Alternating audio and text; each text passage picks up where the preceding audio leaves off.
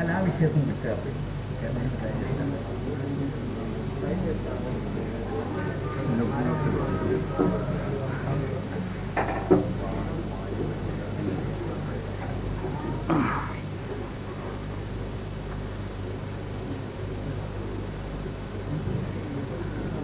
മിർസ ഗുലാം അഹമ്മദ് ഖാദിയാനി പ്രവാചകത്വം വാദിച്ചത് ഏത് വർഷത്തിലാണ് എന്നാണ് ഞങ്ങൾക്ക് അതൊന്ന് ക്ലിയർ ആയി കിട്ടേണ്ടതുണ്ട്. മുഹമ്മദ് നബി സല്ലല്ലാഹു അലൈഹി വസല്ലമക്ക് ഇഖ്റ ബിസ്മി റബ്ബിക്കല്ലദീ ഖലഖ് എന്ന് പറയുന്ന സൂറത്ത് അപ്പോയിന്റ്മെന്റ് ഓർഡർ ആയിട്ട് കൊടുത്തു എന്നാണ് ഞങ്ങൾ നേരത്തെ പറഞ്ഞത്. ആ ദിവസമാണ് അദ്ദേഹത്തിന്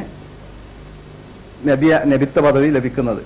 മിർസ ഗുലാം അഹമ്മദ് ഖാദിയാനി നബിത്വവാദം ഉന്നയിച്ചത് എന്ന് തന്നെ പറയട്ടെ, ഏത് വർഷത്തിലാണ്? ഇതിനെ സംബന്ധിച്ച് വിശദീകരിച്ച ചർച്ച ഒന്നാമത്തെ സെഷനിൽ തന്നെ കഴിഞ്ഞിട്ടുണ്ട്. ഞാനത് ആവർത്തിക്കാം. അത് പലപ്പോഴും പല വിധത്തിൽ ആവർത്തിച്ചുകൊണ്ട് എന്തോ അതിന് ഞങ്ങളുടെ അടുത്ത് നിന്ന് ക്ലിയറൻസ് ഇല്ല എന്ന് വരുത്തി തീർക്കാനുള്ള ശ്രമം നടക്കുന്നതായി ഞാൻ മനസ്സിലാക്കുന്നു.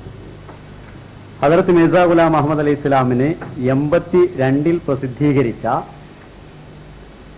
ബറാഹീനെ അഹമ്മദിയിൽ അള്ളാഹു റസൂലാണ് എന്ന് സംബോധന ചെയ്തിട്ടുണ്ട് എന്ന് അദ്ദേഹം പിന്നീട് എഴുതിയ ഗ്രന്ഥങ്ങളിൽ എഴുതിയിട്ടുണ്ട്.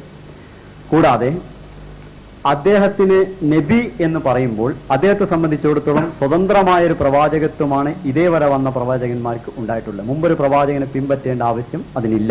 അങ്ങനെയാണ് നബി എന്നുള്ള പേര് എന്ന് അദ്ദേഹം മനസ്സിലാക്കിയിരുന്നു. അങ്ങനെ അദ്ദേഹം താൻ നബി ആണ് എന്ന് അതിന് പിന്നെ അള്ളാഹു അറിയിച്ചിട്ടുള്ള ഈ വാക്യങ്ങളെ താൻ നബി എന്ന് പറഞ്ഞത് അതിന്റെ ഈ അർത്ഥത്തിൽ സ്വതന്ത്രമായൊരു പ്രവാചകനാണ് എന്ന അർത്ഥത്തിൽ താൻ തന്നെ പ്രവാചകനാണ് എന്ന് പറയുന്നില്ല എന്നും അത് ആലങ്കാരികമായിട്ടുള്ള പ്രയോഗങ്ങളാണ് എന്നും അദ്ദേഹം ജനങ്ങളോട് പറഞ്ഞിട്ടുണ്ടായിരുന്നു പല പുസ്തകങ്ങളിലൂടെ. അതിനുശേഷം 1901 പ്രസിദ്ധീകരിച്ച ഏക്ക് കളത്തീക്ക ഇസാല എന്ന ഈ പുസ്തകത്തിൽ താൻ ആലങ്കാരികമായിട്ടാണ് പറഞ്ഞത് എന്നും അതല്ല ശരിക്കും നുബുവത്ത് എന്ന് പറഞ്ഞത് ശരിയല്ല എന്നും ഉള്ള ഒരു പ്രശ്നത്തിന്റെ പരിഹാരം എന്നോണം അദ്ദേഹം പറയുകയാണ്. ഞാൻ ഈ പറഞ്ഞത് ഇവിടെ ജനങ്ങൾ മനസ്സിലാക്കിയിട്ടുള്ള, ഞാൻ അധികം വിശ്വസിച്ചിരുന്ന നബി എന്ന് പറഞ്ഞാൽ സ്വതന്ത്രമായ നുബുവത്താണ് എന്ന അർത്ഥത്തിലായിരുന്നു ഞാൻ നബി എന്ന് പറഞ്ഞിരുന്നത്. എന്നാൽ അള്ളാഹു എന്നെ നിരന്തരം വഹി മുഖേന അങ്ങനെ സ്വതന്ത്രമായൊരു നുബുവത്തിന്റെ ആവശ്യമില്ല, മുഹമ്മദ് മുസ്തഫ സല്ലല്ലാഹു അലൈഹി വസല്ലം തിരുമേനിയെ പിൻപറ്റുന്ന ആൾക്ക് നബി എന്ന പദം കൊണ്ട് നാമകരണം ചെയ്യാവുന്നതാണ് എന്ന് അള്ളാഹു എന്നെ നിരന്തരം വഹി അറിയിക്കുകയും അതിന്റെ അടിസ്ഥാനത്തിൽ ഞാൻ നുബുവത്ത് പ്രഖ്യാപിക്കുകയും ചെയ്തു. സത്യത്തിൽ നബി അല്ല എന്നോ നബിയാണോ എന്നല്ല ഉള്ളത്, നുബുവത്തിന് അദ്ദേഹം മനസ്സിലാക്കിയിരുന്ന നബുവത്തിന്റെ നിർവചനത്തിലാണ് പിന്നീട് മാറ്റം സംഭവിച്ചിട്ടുള്ളത്. ആ വിധത്തിലാണ് അദ്ദേഹം അത് പറഞ്ഞിട്ടുള്ളത്. ഇതാണ് യാഥാർത്ഥ്യം. മറ്റൊന്ന് 1891 എന്ന് പറഞ്ഞത് മുജാഹിദീങ്ങൾക്കുള്ള തെളിവാണ്. അത് ഞാൻ അപ്പോഴും എടുത്തു പറഞ്ഞിട്ടുണ്ട്. 1891 പ്രസിദ്ധീകരിച്ച ഇസാലെ ഒഹാമിൽ അന്ന് അദ്ദേഹം പ്രസിദ്ധീകരിച്ച മസീഹ് വാദം ഉന്നയിക്കുന്ന കാലഘട്ടത്തിൽ തന്നെ അദ്ദേഹം പ്രവാചകനാണെന്ന വാദമുണ്ട് എന്ന് ഉത്തരേന്ത്യൻ അഹ്ലെ ഹദീസ് പണ്ഡിതന്മാർ അക്കാലഘട്ടത്തിൽ പറഞ്ഞിട്ടുണ്ട് എന്ന് മുജാഹിദീങ്ങൾക്ക് തെളിവിന് വേണ്ടിയാണ് പറഞ്ഞത്. അപ്പൊ ഇനി ഒന്നുകൂടി കൊല്ലങ്ങൾ ആവർത്തിച്ച് പറയാം. 1882 പ്രസിദ്ധീകരിച്ച ബറാഹീനെ അഹമ്മദിയിൽ തനിക്ക് അള്ളാഹു റസൂൽ എന്ന സംബോധന ചെയ്തിട്ടുണ്ട് എന്ന് അദ്ദേഹം സമ്മതിക്കുന്നു. അതേസമയം ഇതിന് അദ്ദേഹം ആലങ്കാരികമായിട്ടാണ് എന്ന് മനസ്സിലാക്കുകയും നുബുവത്ത് സ്വതന്ത്ര നുബുവത്ത് മാത്രമേ ഉള്ളൂ എന്ന് മനസ്സിലാക്കുകയും ചെയ്തിരുന്നു. അതിനുശേഷം 1901 ഈ കാര്യം തിരുത്തുകയും അങ്ങനെ നുബുവത്ത് എന്ന കാര്യത്തിന് ഇത് വിഷയം ഇങ്ങനെ സ്വതന്ത്ര നുബുവത്തിന്റെ ആവശ്യമില്ല, മുഹമ്മദ് സല്ലല്ലാഹു അലൈഹി വസല്ലം ഉമ്മത്തിൽ നബി വരുന്നതിന് ഉമ്മത്തി നബി നബിയാണ് എന്ന് പറയാമെന്ന് അദ്ദേഹം പറയുകയും ചെയ്തു. ഇത് മുഹമ്മദ് മുസ്തഫ സല്ലല്ലാഹു അലൈഹി വസല്ലം തിരുമേനിയുടെ ജീവിതത്തിലും ഈ വിധത്തിലുള്ള കാര്യങ്ങൾ കാണുന്നുണ്ട്. റസൂൽ സല്ലല്ലാഹു അലൈഹി വസല്ലം താങ്കൾ ഖൈറുൽ ബരിയ സൃഷ്ടികുലോത്തമനാണ് എന്നൊരിക്കൽ ഒരു സഹാബി പറഞ്ഞപ്പോൾ റസൂൽ സല്ലല്ലാഹു അലൈഹി വസല്ലം തിരുമേനി പറഞ്ഞു, ദാക്ക ഇബ്രാഹിം, അത് ഇബ്രാഹിമിന്റെ മഹിതസ്ഥാനമാണ് എന്ന്, താനല്ല. എന്നാൽ അതേസമയം റസൂലുള്ളാഹി സ്വല്ലല്ലാഹു അലൈഹി വസല്ലം അന സയ്യിദ് ഉൽദി ആദം, ഞാൻ മനുഷ്യ കുലോത്തമനാണ് എന്ന് പിന്നീട് പ്രഖ്യാപിച്ചിട്ടുണ്ട്. അതേപോലെ വലാ തുഫല്ലിലൂനി അലാ യൂനുസ് ബിൻ മത്ത, യൂനുസ് നബിയേക്കാൾ എന്നെ ശ്രേഷ്ഠനാണ് എന്ന് പറയരുത് എന്ന് റസൂലുള്ളാഹി പറഞ്ഞിട്ടുണ്ട്. വലാ തുഫല്ലിലൂനി അലാ മൂസ, മൂസാ നബിയേക്കാൾ ശ്രേഷ്ഠനാണ് എന്ന് ആരും പറയരുത് എന്ന് റസൂലുള്ളാഹി സ്വല്ലല്ലാഹു അലൈഹി വസല്ലം പറഞ്ഞിട്ടുണ്ട്. എന്നാൽ അതേ നബി സല്ലല്ലാഹു അലൈഹി വസല്ലം താൻ എല്ലാ പ്രവാചകന്മാരെക്കാളും ശ്രേഷ്ഠനാണ് എന്ന കാര്യവും പിന്നീട് വിവരിച്ചിട്ടുണ്ട്. അള്ളാഹു ഏത് വിധത്തിലാണോ അവരോട് പറയുന്നത് അതനുസരിച്ചാണ് പ്രവാചകന്മാർ പറയാറുള്ളത്.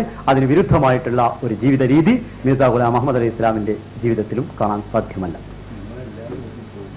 അപ്പോൾ കൊല്ലങ്ങൾ ആവർത്തിച്ച് പറയാമെന്ന അത് നല്ലതാ.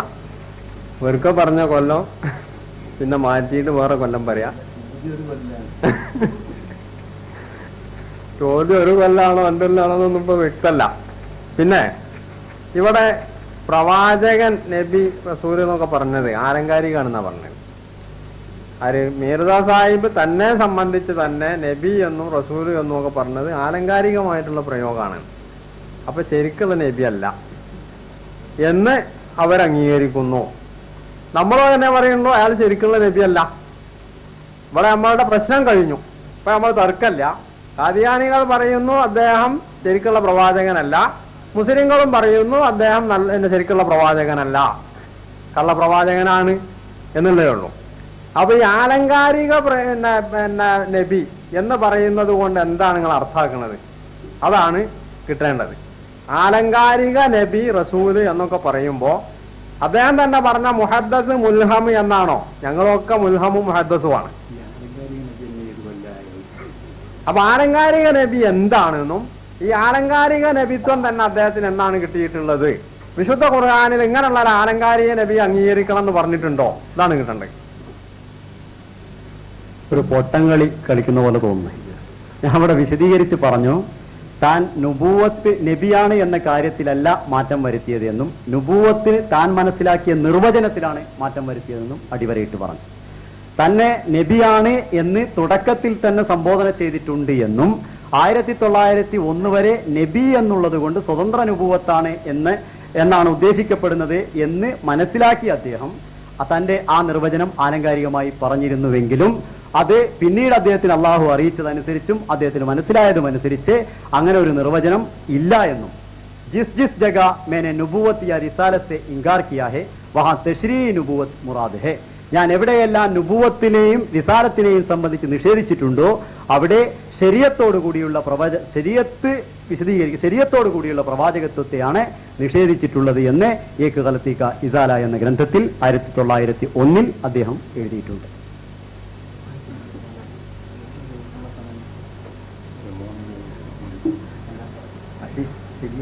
അപ്പൊ ശരീഅത്തില്ലാത്ത നുബൂവത്ത് കിട്ടിയെന്നല്ലോ, അത് ഏത് കൊല്ലാണ്? എന്തോ ഒന്ന് കിട്ടിയുണ്ടോ? ശരീഅത്തിലുള്ളതാണെങ്കിൽ ഉള്ളത്, ഇല്ലെങ്കിൽ ഇല്ല. എന്തോ ഒന്ന് ആക്കി കിട്ടീന്ന് ഒരു പറയുന്നുണ്ട്. അത് ഡബ്ല്യു ആണെങ്കിൽ ഡബ്ല്യു ഇന്ന ആയിക്കൊള്ളണമെന്നില്ല. ആ സാധനം ഏത് കൊല്ലാ കിട്ടിയത് അതൊന്ന് വ്യക്തമാക്കണം. കാരണം കൊല്ലറിയാൻ നിവൃത്തിയില്ല. ഒരു കൊല്ലം കുഞ്ഞാതി അത് ഏത് ഗലത്തീക ഇസാലയിൽ 41 ഗലത്തില്ലാത്ത ഇസാലയിൽ 22 എന്ന് പറയണ്ട. ആൾക്ക് നുബുവത്ത് ഏതെങ്കിലും രീതിയിലുള്ള കിട്ടിയിട്ടുണ്ടെങ്കിൽ ആ കൊല്ലം ഏത്? ക്രിസ്താബ്ദം എന്ന വർഷം. അപ്പൊ 908 മരിച്ചതെന്ന് ക്ലിപ്തം അത് ഞങ്ങളും അറിയാം, അവർക്കും അറിയാം, അത് സംശയമല്ല.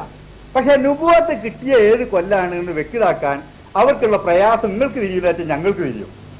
കാരണം ആ ഡേറ്റ് പറഞ്ഞാൽ അതിന്റെ തലേ കൊല്ലം അയാൾ നുബുവത്ത് പിറ്റത്തെ കൊല്ലം നിഷേധിച്ച് കാണും. പിന്നെ ആ ഡേറ്റ് പറഞ്ഞാൽ അതിന്റെ പിറ്റത്തെ കൊല്ലം നിഷേധിച്ച് കാണും. അവസാനം അയാൾക്ക് നുബുവത്ത് കിട്ടലും മരിക്കലും ഒപ്പാണ്ടി വരും. അല്ല ഞാൻ ബുദ്ധിമുട്ടുണ്ടാവും. അപ്പൊ ഈ കളി എന്താണ്? ഈ കളി ഞങ്ങളെ ചോദ്യം മുഴുവൻ അവർ വെറുതെ വേസ്റ്റാക്കി കളയാം. കാരണം ഇന്ന് ഏത് വർഷമാണ് അയാൾക്ക് നുബുവത്ത് കിട്ടിയത്? നുബുവത്ത് ഒന്നുകിൽ അവർക്ക് പറയാനുള്ള അയാൾക്ക് നുബുവത്ത് കിട്ടിയെന്ന് ഞങ്ങൾക്ക് വാദമല്ലല്ലോ. ഫിനിഷ് അതെ, അതല്ലെങ്കിൽ നുബുവത്ത് കിട്ടിയിട്ടുണ്ട്, അത് ഇന്ന കൊല്ലാണ്. ഇതാണ് ഞങ്ങൾ പ്രതീക്ഷിക്കുന്നത്. അത് കിട്ടുന്നവരെ ഉള്ള ചോദ്യം അത് തന്നെ ആയിരിക്കും. ശങ്കരം പിന്നെയും തെങ്ങിൽ തന്നെ. ഇവിടെ വളരെ വിശദീകരിച്ച് പറഞ്ഞു. നുബുവത്ത് അദ്ദേഹത്തിന് അള്ളാഹു അറിയിച്ചത് 1882 അന്ന് അദ്ദേഹം മനസ്സിലാക്കിയത് അതിന് ഹക്കീക്കി നുബുവത്ത്, അതായത് യഥാർത്ഥത്തിലുള്ള നുബുവത്ത് എന്ന് പറഞ്ഞാൽ സ്വതന്ത്രമായ നുബുവത്താണ് എന്നാണെന്നും അതുകൊണ്ട് അദ്ദേഹം അതിനെ വ്യാഖ്യാനിച്ചു. നുബുവത്ത് എന്ന് അദ്ദേഹത്തിന് അറിയിച്ചതിനെ അദ്ദേഹം വ്യാഖ്യാനിച്ചുവെന്നും അതിനുശേഷം 1901 അത് വ്യാഖ്യാനിച്ചത് എന്റെ സ്വന്തം നിർവചനമാണ്. യഥാർത്ഥത്തിൽ അള്ളാഹു എന്നെ തുടക്കം മുതലേ നബിയായിട്ട് തന്നെയാണ് പിന്നെ പറഞ്ഞിട്ടുള്ളത് എന്നും ഞാൻ ഏതെല്ലാം നുബുവത്തിനെ നിഷേധിച്ചിട്ടുണ്ടോ ആ നുബുവത്ത് തെശ്രീഈ നുബുവത്ത്, ശരീഅത്തോടു കൂടിയുള്ള നുബുവത്തിനെയാണ് എന്ന് വിശദീകരണം നൽകി. വളരെ വിശദീകരിച്ച് വളരെ വ്യക്തമായിട്ട് പറഞ്ഞാണ്. ഇനിയോ അവര് തന്നെ ചോദിക്കും, കാരണം അവരതിലാണല്ലോ വന്നിട്ടുള്ളത്. ഇടയ്ക്ക് ഇതന്നെ ചോദിക്കാൻ, കാക്ക കറുത്തതാണ് വെളുത്തതാണ് എന്നുള്ളതിന് സംവാദം നടത്തിയപ്പോൾ നീ എങ്ങനെയാ വെളുത്തതെന്ന് ചോദിച്ചു. ഞാൻ സമ്മതിക്കൂല, തന്നെ വെളുത്താണെന്ന് പറഞ്ഞാൽ അവൻ കറുത്താണെന്ന് ഞാൻ സമ്മതിക്കൂല. ആ അർത്ഥത്തിലാണ് ഈ ചോദ്യം വരുന്നത്. ഞാനിവിടെ വിശദീകരിക്കുന്നു. ശരിക്ക് 82 അദ്ദേഹത്തെ റസൂൽ എന്ന് പറഞ്ഞിട്ടുണ്ട് എന്ന് അദ്ദേഹം തന്നെ സമ്മതിക്കുന്നു. അതിനുശേഷം ആ റസൂൽ എന്ന് പറഞ്ഞത്, നബി എന്ന് പറഞ്ഞത് നുബുവത്ത് സ്വതന്ത്രമായ നുബുവത്താണ് എന്ന് അങ്ങനെ ആളുകൾക്കേ പറയാൻ പാടുള്ളൂ എന്ന് അദ്ദേഹം ധരിച്ചത് കൊണ്ട് അതിന് അദ്ദേഹം വ്യാഖ്യാനിച്ചിട്ടുണ്ട്. പക്ഷെ ആ വ്യാഖ്യാനം ശരിയല്ല എന്നും മറിച്ച് അല്ലാത്ത പിന്നെ മുഹമ്മദ് നബിയുടെ ഉമ്മത്തിൽ പ്രവാചകന് ഉമ്മത്തി നബിയായിട്ട് വരാമെന്നും സ്വതന്ത്ര നുബുവത്തിന്റെ ആവശ്യമില്ല നബി എന്ന് പറയാനുള്ളതെന്നും 1901 അദ്ദേഹം വിശദീകരിച്ചെഴുതി. അതിനുശേഷമായി മരിച്ച് കിട്ടുമോ മരിക്കേണ്ടിയിരുന്നു പറഞ്ഞല്ലോ, അത് ഇവിടെ എഴുതിയിട്ടുണ്ട്. എനിക്കറിയാം, അബ്ദുറഹ്മാൻ സാഹിബ് എഴുതിയിട്ടുണ്ട്. ഞാനത് പല ചർച്ചയിലും എടുത്ത് ഉദ്ധരിച്ചിട്ടുണ്ട്, സ്റ്റേജുകളിൽ പറയാറുണ്ട്. ഇതേവരെ അതിന് മറുപടി പറഞ്ഞിട്ടുമില്ല. അതായത് 1905 പറഞ്ഞു എന്ന് പറഞ്ഞിട്ടൊരു ഉദ്ധരണി എടുത്ത് എന്റെ കൂടെ തന്നെ ഒരിക്കൽ ചർച്ചയിൽ വെച്ചുകൊണ്ട്.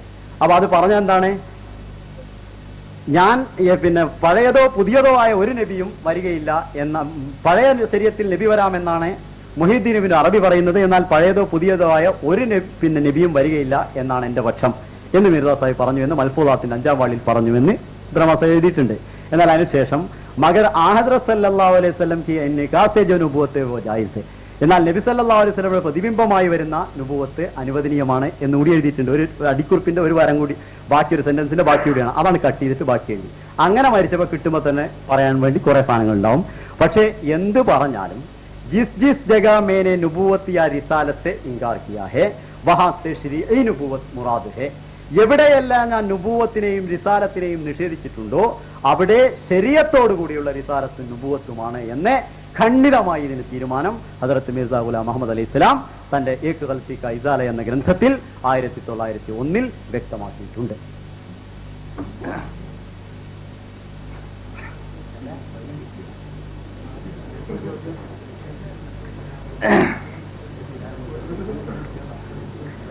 ഈ വിഷമം മനസ്സിലാക്കിക്കൊണ്ട് ചോദ്യം മാറ്റുകയാണ്.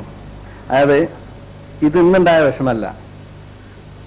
1914 ലാഹോരികൾ എന്ന് പറഞ്ഞൊരു വിഭാഗം തന്നെ വേർപെട്ടു പോകാൻ കാരണം ഇതാ, മീർദ നുബൂവത്ത് വായിച്ചിട്ടില്ല എന്നാണ് അവർ പറയുന്നത്. അപ്പൊ മീർദ നുബൂവത്ത് വായിച്ചോ ഇല്ല എന്ന കാര്യത്തിൽ ഇവർ 2 കൂട്ടർ ഉണ്ടാവുകയും ഇക്കാര്യത്തിൽ ഇവരുടെ ആ ഭിന്നിപ്പ് ഇപ്പോഴും തുടരുകയും ചെയ്യുന്നുണ്ടെങ്കിൽ ഇനി ലാഹോരിയെ ഒരു പക്ഷേ ഫോട്ടോസ്റ്റാറ്റ് എടുത്തുകൊണ്ടൊന്ന് കാണിച്ചു കൊടുക്കേണ്ടി വരുമോ എന്ന് എനിക്കറിയില്ല. അതുണ്ടാവും വിചാരിക്കാം, കണ്ടുണ്ടാവും. അപ്പോ ഈ ലാഹോരി വിഭാഗം ഉണ്ടായത് തന്നെ ആ കാരണത്താലാണ്. ഇപ്പോ ഈ കേട്ടതിൽ നിന്ന് എനിക്ക് മനസ്സിലായത് 1882 മീർദയെ അള്ളാഹു നബിയാണ് എന്ന് പറഞ്ഞിട്ടുണ്ട്. പക്ഷെ അദ്ദേഹത്തിന് മനസ്സിലായത് 1901 മനസ്സിലായതിന്റെ ശേഷം 23 കൊല്ലം ജീവിച്ചിട്ടില്ല എന്നുള്ളത് ശരി. 901 മനസ്സിലായത്. അപ്പോ 901 താൻ നബിയാണ് എന്ന് മനസ്സിലായതിനു ശേഷം 7 കൊല്ലമേ മിർസാ സാഹിബ് ജീവിച്ചിട്ടുള്ളൂ. 82 അദ്ദേഹത്തിന് പ്രവാചകത്വം ലഭിച്ചിട്ടുണ്ട് എന്ന് വെച്ചാൽ അദ്ദേഹത്തെ നബിയായിട്ട് അള്ളാഹു മനസ്സിലാക്കുകയും അത് പറഞ്ഞു കൊടുത്തിട്ട് അയാൾക്ക് തിരിയാതിരിക്കുകയും ചെയ്തു എന്നാണ് ഇപ്പോ എനിക്കിതിൽ നിന്ന് മനസ്സിലായത്. ഏതായാലും ഒരു കാര്യം മനസ്സിലാക്കേണ്ടത്, ആ 884 അയാൾ ഈസാ നബി ആകാശത്തുണ്ടെന്ന് എഴുതിയത്. അത് തിരുത്താതെ പോയതും ഇങ്ങനെ മനസ്സിലാകാഞ്ഞിട്ടായിരിക്കും. അത് ഈ പ്രസ്ഥാനത്തിന് തന്നെ ഒരു ബുദ്ധിമുട്ട് അതാണ്.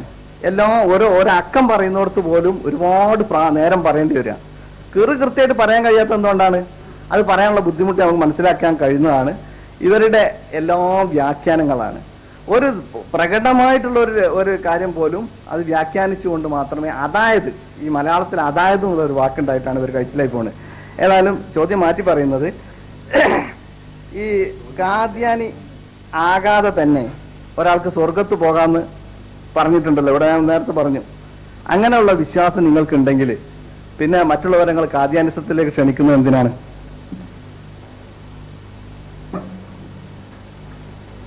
ചോദ്യം അവസാനം ചോദിക്കാൻ വേണ്ടി ആദ്യം വേറെ കുറെ ചോദ്യം ഇല്ലാത്ത നിലയിൽ ഒരു വിശദീകരണം പറഞ്ഞിട്ടാണ് ചോദിക്കുന്നത്. അപ്പൊ അത് ഈ ചോദ്യത്തെ അടിസ്ഥാനപ്പെടുത്തി ഒരു ചോദ്യം ചോദിക്കാൻ വേണ്ടിയിട്ട് ചില വിശദീകരണങ്ങൾ പറയുക എന്നുള്ളത് ശരിയാണ്. പക്ഷെ ഇത് അതിൽ ചോദ്യമൊന്നുമില്ല. അത് പിന്നെ ഞാൻ പറഞ്ഞതിന് മറുപടിയാണ് പറഞ്ഞത്. പക്ഷേ അത് എനിക്ക് ചോദ്യത്തിന് മറുപടി പറയുമ്പോൾ എനിക്ക് സ്വാഭാവികമായിട്ടും അതിൻ്റെ അവകാശമുള്ളതുകൊണ്ട്, മറുപടി പറയാനുള്ള അവകാശമുള്ളതുകൊണ്ട് ഞാൻ ആ മറുപടി പറയാൻ ഉദ്ദേശിക്കുന്നു. ലാഹോരികൾക്ക് അങ്ങനെ ഒരു വാദമുണ്ട് എന്നുള്ളത് ശരി തന്നെയാണ്. ലാഹോരികൾക്ക് അങ്ങനെ നുബുവത്ത് എന്നുള്ള പറഞ്ഞിട്ടില്ല, നുബുവത്ത് വാദം ഇല്ല എന്ന് പറഞ്ഞവർ തെറ്റിപ്പോയിട്ടുണ്ട്. അതുകൊണ്ട് അതിന് ഫോട്ടോസ്റ്റാറ്റ് ഒന്നും കാണിക്കണ്ട. എനിക്ക് ശരിക്കുള്ള പുസ്തകം ലാഹോരികൾ എഴുതിയ പുസ്തകം തന്നെ ഉണ്ട്. ഇത് അബ്ദുറഹ്മാൻ സാഹിബിനും പരിചയമുണ്ട്. ഇതിന്റെ 2 പേജ് ഞാൻ കീറിയെടുത്ത് അബ്ദുറഹ്മാൻ സാഹിബിനോട് ഒരു ദിവസം ചർച്ച ചെയ്യാൻ വേണ്ടി പോകാൻ വേണ്ടിയാണ്. അതിന്റെ 60, 62, 63, 61 പേജുകൾ അതേ പ്രകാരം തന്നെ അവർ ഈ ലാനബിയബാദിക്ക് നബി ഇല്ല എന്നുള്ളതിന് പറഞ്ഞ് മീത സാഹിബിന്റെ ഉദ്ധരണികൾ എഴുതിയത് അതേ പ്രകാരം തന്നെ ഒരു മാറ്റം വരുത്താതെ അബ്ദുറഹ്മാൻ സാഹിബ് തന്റെ പുസ്തകത്തിൽ തർജ്ജമ ചെയ്തിട്ടുണ്ട്. അവിടെയാണ് ഞാൻ നേരത്തെ പറഞ്ഞ ഖത്രി പ്രയോഗം പ്രയോഗിച്ചിട്ടുള്ളത്. അവരും പ്രയോഗിച്ചിട്ടുണ്ട്, ഇവരും പ്രയോഗിച്ചിട്ടുണ്ട്. അപ്പൊ അതിന് എനിക്ക് ഫോട്ടോസ്റ്റാറ്റിന്റെ ആവശ്യമൊന്നുമില്ല. അവിടെ സ്ഥാനം തന്നെ കയ്യിലുണ്ട്. എനിക്കറിയാം നിങ്ങൾ ആ വാദം കൊണ്ടാണ് വരികയെന്ന്. അതുകൊണ്ടാണ് ഈ വാദത്തിന് ആ ഒരു ഉച്ചാരണയെ അടുത്തുകൊണ്ട് വന്നിട്ടുള്ളത്. ഇനിയുള്ള പ്രശ്നം, ചോദ്യം അവസാനമായിട്ട് ചോദിച്ചത്, ചോദ്യം പറഞ്ഞു തരും, മോക്ഷം, പിന്നെ നജാത്ത് അഥവാ മോക്ഷം ഹദ്റത്ത് മിർസാ ഗുലാം മുഹമ്മദ് അലൈഹി സ്വലാമിനെ വിശ്വസിച്ചാലും ഇല്ലെങ്കിലും കിട്ടുമോ എന്ന് അത് സംബന്ധിച്ച് എനിക്ക് പറയാനുള്ള വിശദീകരണം.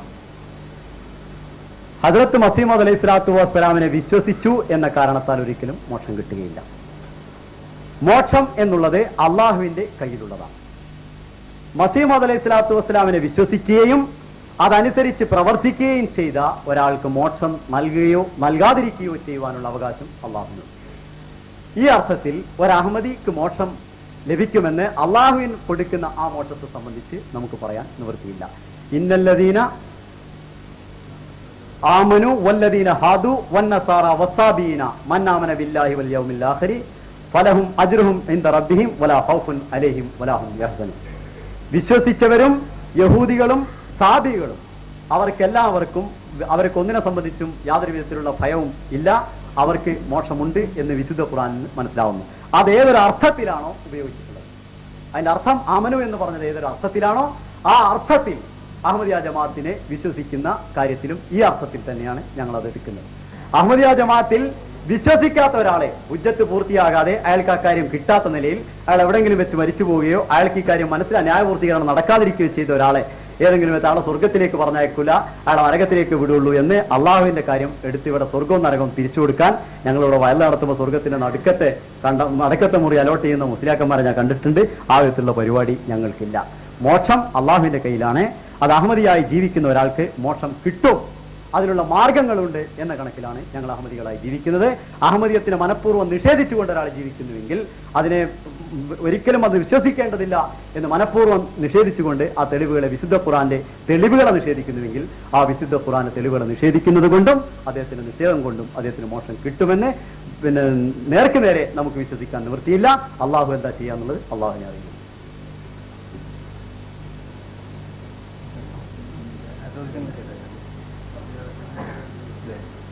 അസ്സലാമു അലൈക്കും. സഹോദരന്മാരെ, നിങ്ങളുടെ ഈ ചർച്ചാ പരിപാടി ഇവിടെ സമാപിക്കുകയാണ്.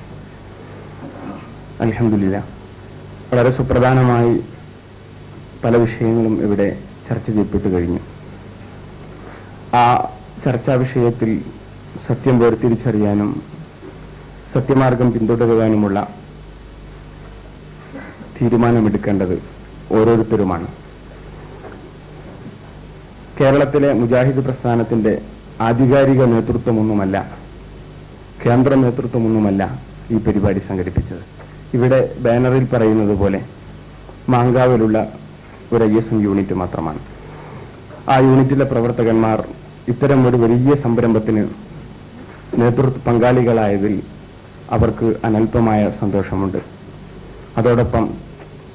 അതോടൊപ്പം അള്ളാഹുവിന്റെ ദീനിനെ കുറിച്ച് യഥോചിതം മനസ്സിലാക്കുവാൻ എല്ലാവർക്കും സാധിച്ചുവെന്ന ഒരു പ്രതീക്ഷയും പ്രത്യാശയുമുണ്ട്.